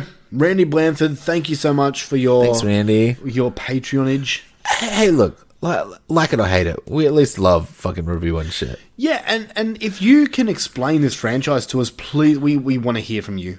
Let us know. Yeah, dude, what do you think of our review, man? I mean, you paid for it. He probably hates it. Yeah, you probably hate it. He only wanted us to review the second one. So we did like the second one. Well, the second one we really liked. Yeah, so there you go. You got your money's worth. But quite honestly, I'm kind of glad we're done with Phantasm. Yeah, me too. To be honest, so. Me too. Yeah. All right, so we're going to take a quick break. We're going to listen to the Mustard Man song, and we'll be back with our review on Day Shift. Hope you find it. On this. The story that I'd rather not have told of a mustard mayhem. I'm fighting and running in my sleep from Mustard Man. He chases me to the last sunrise and fucks me in his mom's minivan. Mustard Man, woo woo, man, how I must serve you. I am on the ground, bowing to your mustard shit. Lick your wrist in the end of it. I will march for you, Mustard Man. I'll save you there. Woo woo, when I try to run away, Mustard Man whip me with his mustard chain and his mustard seed. Pissed in my face and I bleed. Mustard disease. You think it's hot? Well, try on these jeans made of wicker and they got horse fleas. Mustard in my dreams. Whoa, mustard God, I'm on my knees. Bowing for you, it's hot. I feel pleasure, won't you please serve me twice tonight? I need woo woo. Mustard seeds, like I said, up in my head. Jam them with some sugar cane. Pleasure's so good and I fear the pain. Woo woo, mustard makes me cry. I hate it. Suicide, I'd rather die than eat mustard flies in a bowl of shit they snot and die. You don't know how it feels to have a girl break my heart and rip it out instead of mustard. She'd rather fuck mustard, never. Mustard God, don't take away from me the pleasure of the young girl who I'm gonna marry. I got a broken heart from a mustard girl. She racked my world. Now I'm allergic and on my knees and perverted. Mustard and loads in my rum. I need a piece of shit. A lot can fill my hands with mustard. Woo woo, I don't need that. I like custard. Mustard, marching for Mr. Mustard. Oh yeah. You're listening to the Horror for Dummies podcast, the dumbest horror podcast out there. Become one of the elite by joining our Patreon page. Or dress like a superstar with the official Horror for Dummies shirts available at redbubble.com. Thanks for listening. Now it's time for our Raw review.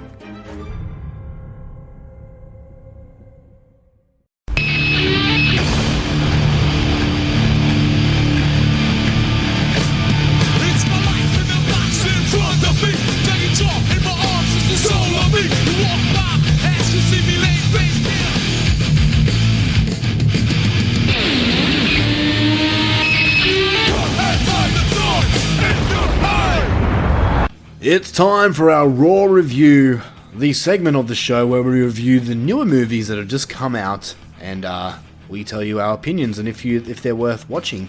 So on this episode, we're going to be looking at Netflix's newest vampire film called Day Shift. And when I say newest vampire movie, I can say that because Netflix seems to bring out a vampire movie fucking monthly. Every year. If that. Like, there's always something new with vampires.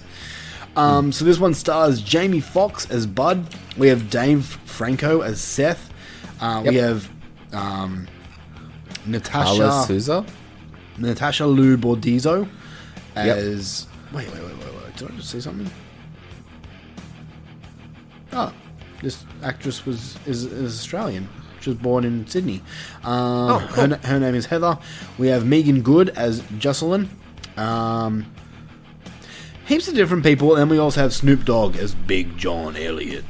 Big John Elliott. This is directed by J.J. Perry, who has also done things as stunts.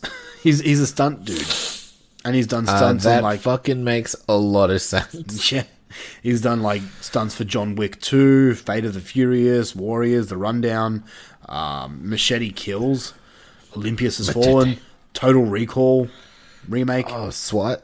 That's a good movie. He's done a lot. So, yeah. Okay, so the story of this is a hard-working blue-collar dad who just wants to provide a good life for his quick-witted 10-year-old daughter. His mundane San Fernando Valley pool cleaning job is a front for his real source of income, hunting and killing vampires. All the damn vampires. Alright, so this movie here. What did you think? It's pretty good. I have a feeling we're going to come in with the same views on this movie. Like, it's pretty good. Like I don't mean that like in a reserved sense. I mean it in like oh no, I think I do mean it in a reserved sense. Where I'm like I'm not being like, this is pretty good, gosh. Like, it's fine. Yeah. Like, the world and the story is really basic. It's cool, like, I wanted to know more and all that kind of shit, but it's like, whatever. But it's literally just all about that scene where they're in the house. Yeah. That's it. Just the action sequences just make this movie. Okay. Like, Jamie Foxx is just doing Jamie Foxx shit. That's pretty standard. He's just been sassy dude. Yep. Dave Franco's just been a little bitch. Like, I gotta do this for my family and shit. And I was like, why is school so expensive, dude? Fucking public school. No, it's America, so. Oh, yeah, I guess so. I don't know. Who knows? Yeah. Fine. Everything around it's sort of boring. The Heather character was like there. Yeah. Like, everyone else seemed kind of secondary. I liked the twins, and that whole house scene was fantastic. Yes. Not the twins, the brothers. Nazarian brothers, yeah. Yep. They were fucking sick. Like, all the action sequences are like fucking mwah. It's not quite John Wick, but it was pretty cool. Like, if there was a better movie around it, it could have been an all-time classic. I think. But it's an okay movie. Snoop Dogg, like, everything about it is rad, but it's just not next level. Yeah, okay. For me. I'll agree with you to a point. I enjoyed this movie. I had a lot of fun with it, especially after watching the Phantasm movies. This was just a nice release. Like a breath of fresh air. Yeah, exactly, man. It's not heady at all. No. It's very. And this is probably my biggest criticism of the movie. Is it's very simplistic. It's a very run-of-the-mill story. It's a very Netflix film. You know. Yeah. I agree. You meet the characters. You know the story, and you can basically tell what's going to happen at the end of this movie. Boom, done, in and out. Let's do it. But where this movie succeeds for me is its action set pieces. There was some cinematography in this movie that really wowed me. Some continuous shots that really were really good. There was a car chase scene in this movie that really was filmed perfectly. I loved that scene. That's great. There are a lot of cool things that I really did like about vampire lore in this movie. I think they hit the nail on the head with the vampire lore, but they added to it as well, and it actually worked. Yeah, I I want a series of this. Like, if Netflix want to do like a day shift series, I'd be down. Don't worry about Jamie Foxx and Franco. Get some smaller people, and then like I want to see like Vampire of the Week. Yeah, I can see that. I'd honestly, for myself, prefer movies, but I can actually see them continuing this and doing a sequel to this, because there is a point in this movie where they could actually do a sequel to this, and I'll explain more if we want to do a spoiler. I mean, there's not a whole lot to spoil, but yeah, not really, yeah, because it is a very run-of-the-mill movie. I did giggle a few times in this movie. I did find it somewhat humorous. I will say this: he's not unfunny, Jamie Foxx. No, he has good comedic timing, I think. Yeah. When it works, and it works most of the time for him. It wasn't necessarily him; it was more the other characters. Snoop Dogg was really good in this movie. Yeah, he's pretty funny, and he's not an actor, but he's playing himself in this movie. I mean, he plays himself in every movie. Yeah, and I think that's how it works. Dave Franco's character was really good. Yeah, it was funny. For a character I didn't think that was going to work, he won me over a little bit, especially when they were talking about another vampire franchise. That really made me laugh. But going back to the vampire lore, maybe I won't mention that because it's a bit spoiler. Yeah, no, I won't mention that, actually. What are they talking about, like specific types of vampires or like teeth or something, or? Okay, I'll leave it for spoilers. I don't want to spoil too much. We'll do a quick spoilers. Yeah, but like, I mean, I think, look, you can if you're tossing it up and you've got Netflix, whack it on, my dudes. If you like action movies, it's not necessarily a horror movie. It's a fucking action movie with vampires. It's more of a it's Blade. Exactly, Blade with more comedic moments. Yeah, Blade with more comedy and less story. Yeah, and quite honestly, there's not really much gore in it. Real gore. It's not gore. It's vampiric. I mean, actually, no, it's pretty juicy, man. I'll explain in spoilers what I mean by gore. Okay. But I think the best selling point for this movie is the way the vampires move in this. The way they move is really, really cool. And some of them, anyway. It's, I mean, the first vampire we see in this movie is like fucking awesome. Yes. We open up this movie, just a tiniest spoiler. It's in the first scene. The first, like, as soon as you press play, it starts off with a redone version of California Love by Tupac.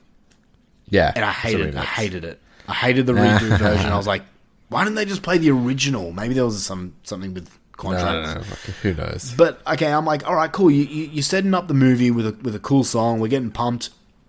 And then 2 minutes later, they play another song. And I'm like, that song, the next song works so much better than the first song. Why did you add the first song? Anyway. It's just a tiny little nitpick I had with it. But, yeah, me and my wife watched this, and for some reason I was ready to belt this film. I was ready to piss on this film and say, fuck you. Because I honestly thought that they were going to fuck with the vampire mythos and make it something dumb, you know? This wasn't aimed as a horror film for horror audiences. I think this is more aimed as like a mainstream film, and I thought, they're gonna. This is like the vampire version of what was Old Mate's zombie movie? Batista's. Oh, Army of the Dead. Yeah. Batista. Yeah, this is like the Army of the Dead of vampire movies. Yeah, to me. Yeah, it is. It is. I mean, on a lesser scale, but No, going in, I thought they were going to do something fucked up with the vampire lore and not really do it justice. But I was honestly pleasantly surprised with certain parts with the vampires that they did. Okay, I'm curious. I'll explain in spoilers. It's nothing big. I just thought they'd do something dumb. Okay. Kind of like a Twilight-y thing where oh, these vampires sparkle or something like that. I don't know. Yeah, but they didn't. Like putting their own twist on it. Yeah, exactly. And they did they did to an extent, but it all worked. So yeah. I'm worried that I'm going to say too much and spoil it. So I think let's give scores now and talk about it, because I've got a few things that I want to talk about that are spoilerific. So yeah, look, for me, I gave it a 7+. So a Zim plus out of 10. So is that a 7.5 or a 7? Yeah, 7.5. Okay. That's a good score. Yeah, look, man, like, the action sequences are fucking a masterclass, personally. Yeah. The story's a bit bare bones, but still, like, there's some chunks on it. Yeah. Like, I want to know more lore, but as far as the main plot, it's very, like, we're going to here, we get to here, we go to here. Yeah. Which is fine. Like, you know what? If that's not your strong suit, fine. Like, maybe they could have explored more of the stuff, like more of the lore. Yep. But maybe that's not his forte, and maybe we got a better movie for it. Yeah. Because it wasn't like, they didn't try and make it too complicated and shit. It was about Jamie Foxx's character, and it ended with Jamie Foxx's character. Yeah. You know, all the other side stuff was there, but ultimately not important. True. Yeah, true. I know. For me, I'll agree. I think this is definitely worth a watch. Most people have Netflix, so I think it's worth a watch just for the action set pieces. For me, it's a 7.5 as well out of 10. Yeah, nice. I highly doubt... no, it won't be in my top 10. It won't. But it could possibly be in my top 31. So I did enjoy it. Would I watch it again? If my kids wanted to watch it, and this is something that I could throw on with my kids, there's no sex or anything like that, so... Yeah. Like, look, if it becomes a franchise, I'd probably watch it again. Yeah, Or maybe if I was like, oh, have you seen Day Shift? And, like, like it's just on Netflix, you know? And they're like, oh, no. I'm like, oh, it's got really cool fucking... Yeah, let's just watch it, you know? Yeah, okay. Like something to chuck on where you're half watching and half talking to them. Yeah, okay. Okay, yeah, I agree with that, yeah. Possibly, yeah. I will just mention this. I think they could have elaborated on the big bad in this movie, though. But, yeah. Like I said, man, it starts with him and it ends with him, and it's like everything else is kind of secondary. Exactly. So... there we go. We both say give it a watch. I don't think it's a must-watch for 2022, but I think it's an entertaining watch nonetheless. So Day Shift is a thumbs up for both of us. So there you go. Yeah, for sure. So we're going to jump over to spoilers because there's a few things I want to just discuss that will be spoiled. So if you don't want to listen to that, thank you guys for checking us out. Once again, we are Horror for Dummies. And next week we are going to be doing another Patreon pick episode, another franchise review, and we're going to be looking at the Feast films. So Feast 1, 2, and 3. I think it's 3. I think there's 3 of them. Let me just double check. Whatever you say, boss. Yeah, but these ones are pretty funny. So we're going to be checking out Feast, the franchise Feast. Yes, that's right. 1, 2, and 3. And also we're going to be looking at the new Lion movie, which is called Beast. So we're going to be looking at Feast and Beast. So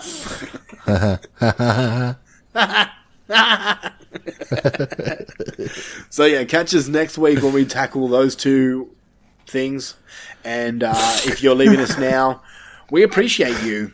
We love you. We love you, yeah. We can be found anywhere, Facebook, Instagram, all that good stuff. We have a Patreon page running, all that good shit over there. There is so much extra content on our Patreon page, and you can cancel at any time. So give us a try, and if you don't like it, you can cancel. Whatever. Yeah. Whatever's easy. And if you don't like it, fuck off. Yeah, and if you do join up, you do get to pick a episode, and it could be multiple episodes if you pick a franchise. So if you want us to do all the Friday the 13th movies, I won't say no. So I also won't say no, because I have to do what he fucking tells me. That's true. That's why I'm making you watch all the Feast films in one sitting. Yeah, it's going to be a banquet. I will say that those movies are a lot easier to digest than Phantasm. So, alright guys, this is it. We'll catch you next week, but until then, it's spoiler time. Stone Cold, hit that music. I don't think he hits the music. I think the sound guy at the back does.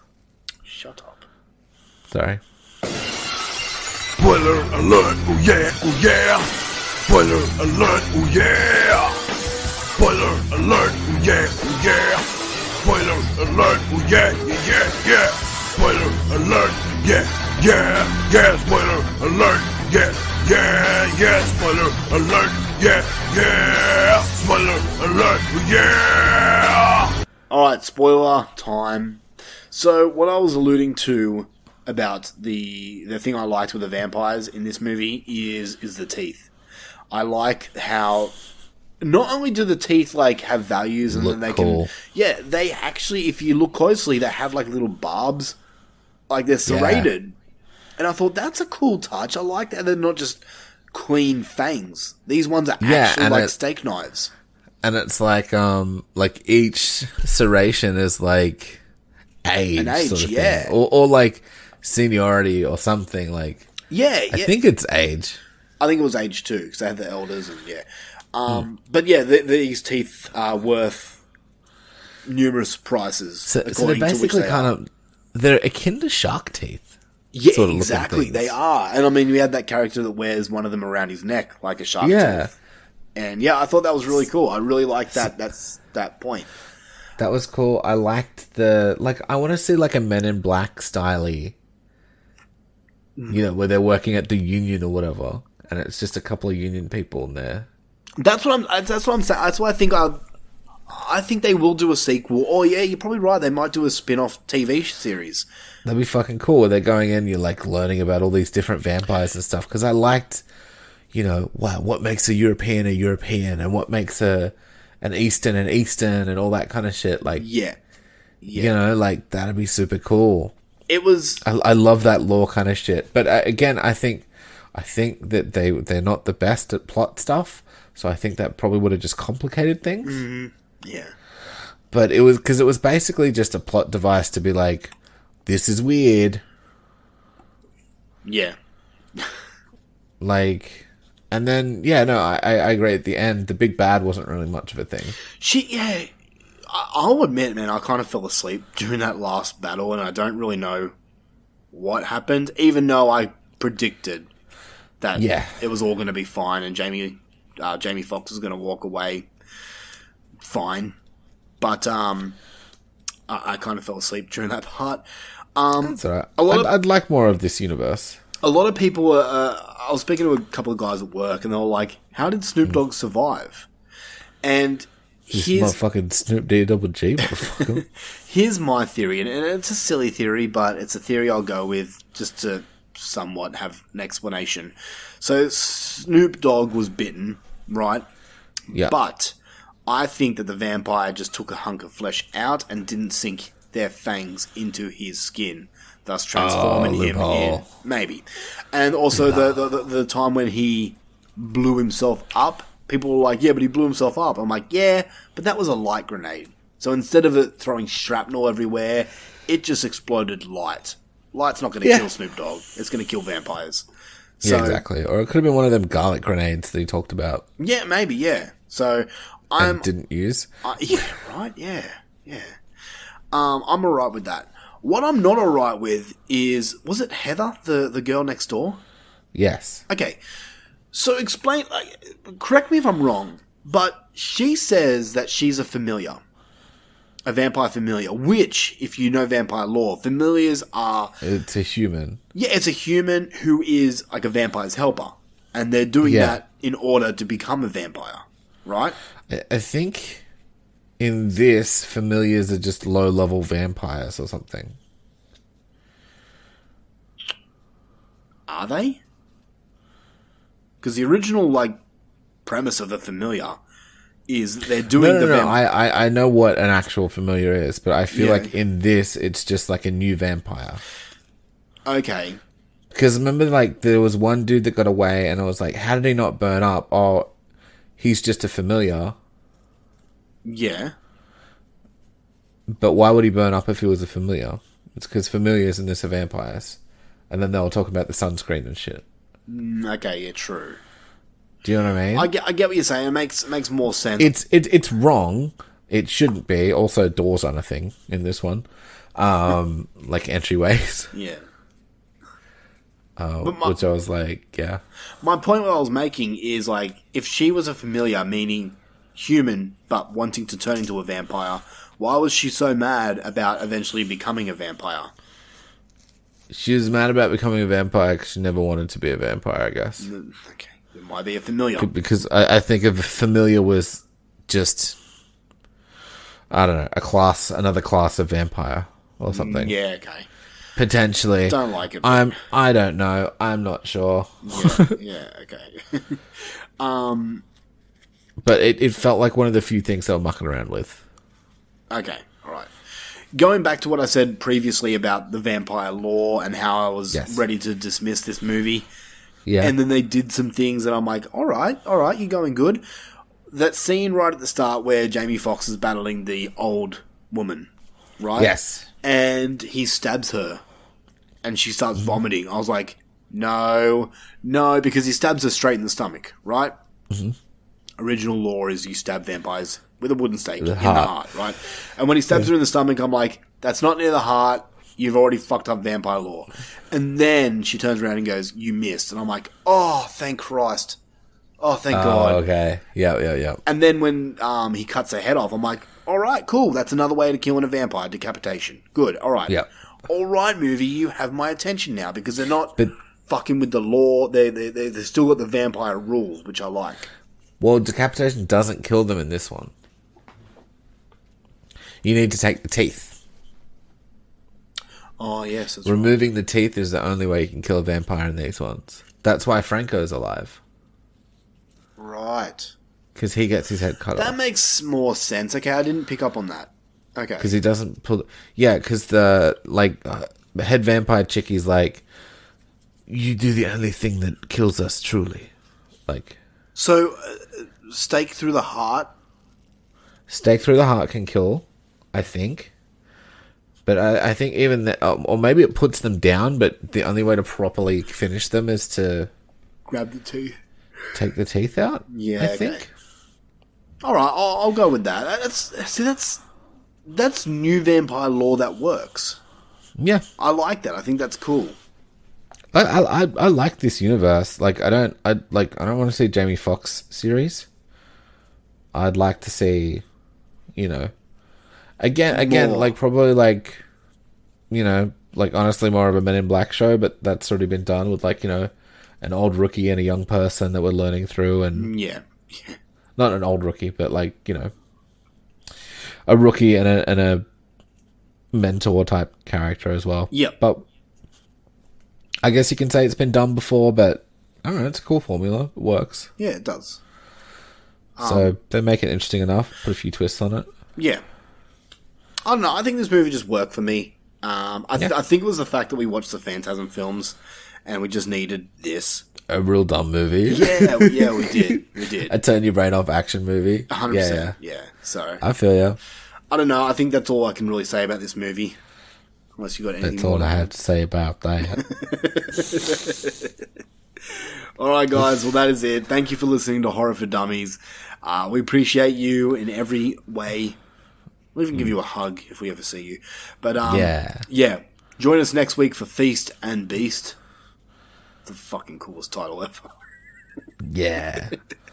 And we'll be back next week, so... I mean, this one's pretty cool.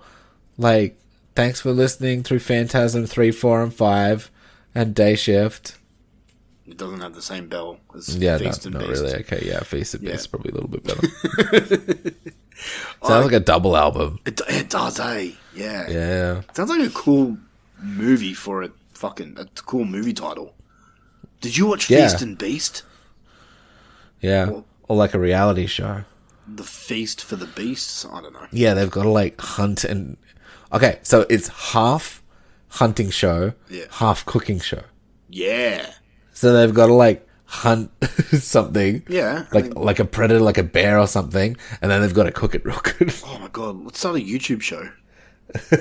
I could hunt anything. No, we'll just go to farms or like zoos. Oh yeah, fuck yeah. We'll Yeah. just pretend to hunt. Yeah. And / steal their animals. Just go to the fucking zoo, find a rhino.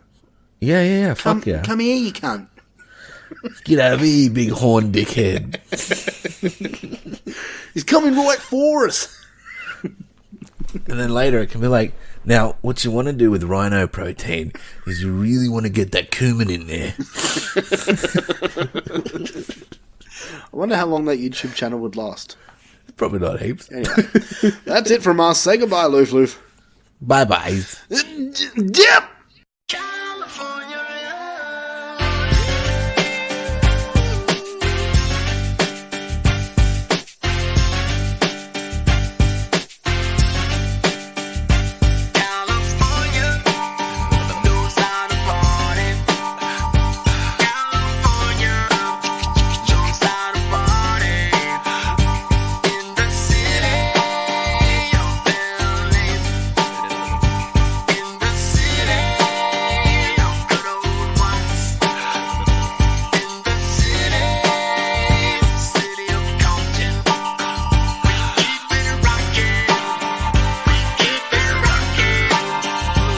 Now let me welcome everybody to the Wild Wild West. A state that's untouchable like Elliot Ness. The track hits your eardrum like a slug to your chest. Like a vest for your Jimmy in the city of sex. We in that sunshine state where the bomb ass him be. The state where you never find a dance floor empty and pimp speed. On a mission for them greens. Lean, mean, money making machines serving fiends. I've been in the game for 10 years making rap tunes.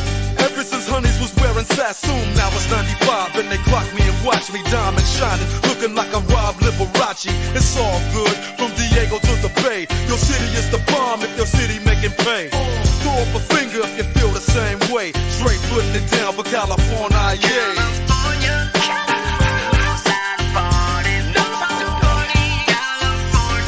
West Coast. That's right.